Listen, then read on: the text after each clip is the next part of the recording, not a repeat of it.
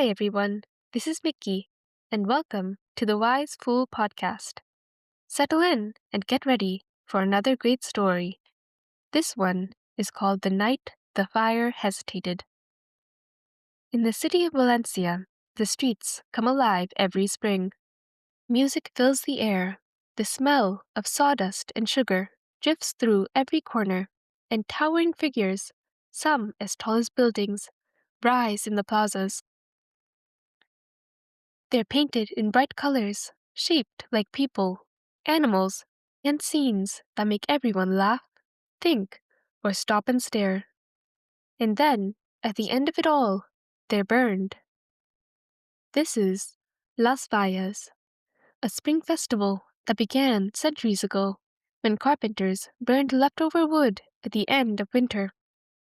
Over time, those small fires grew into something much bigger: art, storytelling, and tradition all wrapped into one. Sophia stood in the plaza, tilting her head as she studied her family's falla, like she was judging a masterpiece. "It's too good," she said at last, almost accusingly. Mateo, stretched out on a nearby bench and tossing an orange into the air, caught it and raised an eyebrow. "That's not usually a complaint." "No, listen," Sophia said, turning towards him. "If something is just okay, fine, burn it. But this is different. Look at the details." Mateo followed her gaze. The towering storyteller held an open book, its carved pages curling upward, while below, tiny scenes came to life. A baker kneading dough, musicians mid-step, and somewhat unexpectedly, a goat that looked like it might start dancing at any moment. "I see it," he admitted. "It's impressive. Slightly chaotic, but impressive." "That goat is not chaotic," Sophia said immediately. "It's expressive." Mateo smiled. "So what's your plan? We save the goat and let the rest go?" "My plan," she said, lowering her voice, "is that maybe we don't burn any of it." Mateo studied her for a moment, then let out a small laugh. "Sophia, the whole point is that we do." "Maybe the point is wrong," she said, though her voice softened at the end. That evening, the plaza felt different. The crowd had thinned, the lights glowed softer, and the figures seemed quieter, like they were waiting. Sophia wandered back to the storyteller, drawn in despite herself. Up close, she could see the careful brushstrokes, the tiny imperfections, the way it almost felt alive. "You're kind of the best one here," she murmured. "Finally," said a warm voice from above. "Someone says it out loud." Sophia froze and slowly looked up. The storyteller blinked, not dramatically, just naturally, but enough to make everything feel impossible. "You're not supposed to talk," she said, her voice barely steady. "And yet," the storyteller replied, calm and easy, "here we are." Sophia took a careful breath. "Do you always do this?" "Only when someone is paying attention," it said. "Most people look, but don't really see." She crossed her arms. "Well, I'm paying attention now, and I still think it's a terrible idea that you're going to be burned." The storyteller didn't dismiss her. It paused, as if considering her words carefully. "I understand why it feels that way," it said. "It looks like an ending." "It is an ending," Sophia insisted. "You disappear." "Do I?" it asked gently.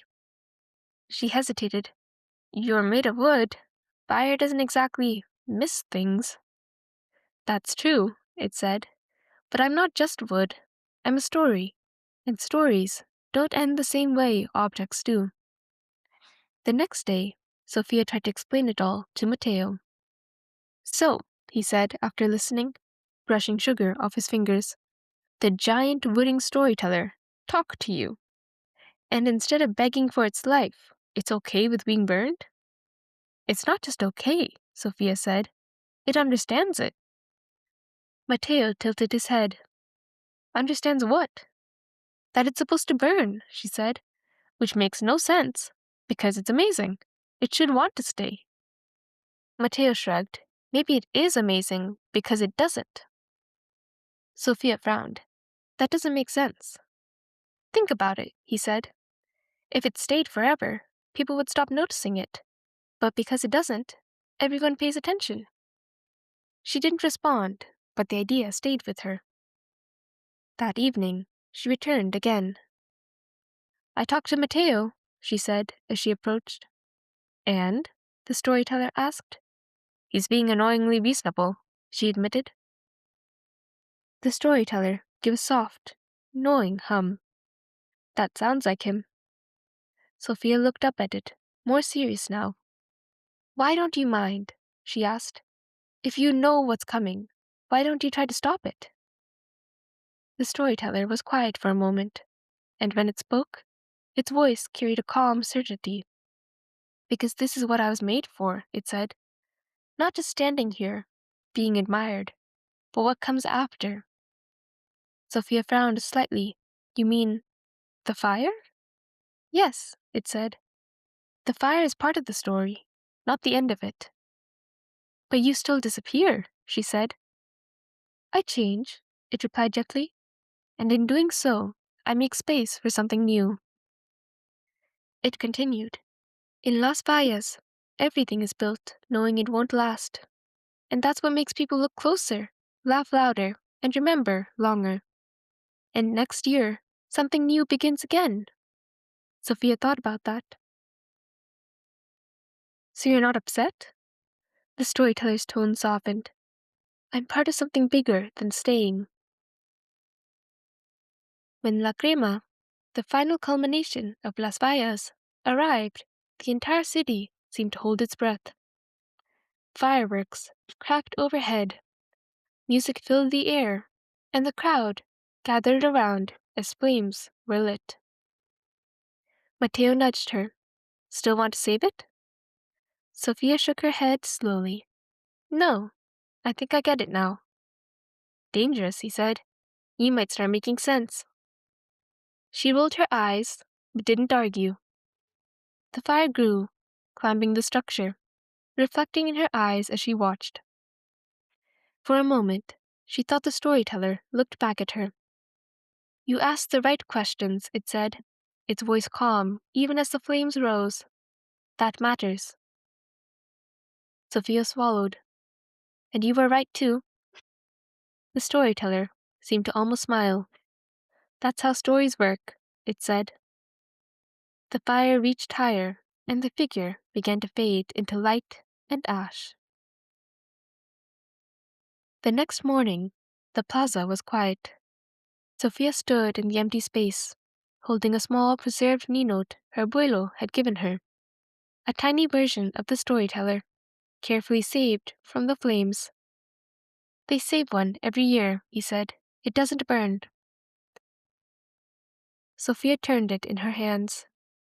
It didn't really disappear, she said. No, her abuelo replied. It changed. And now, it's part of the story that continues. Sophia looked out at the empty plaza. For the first time, it didn't feel like something was missing. It felt like something had just begun.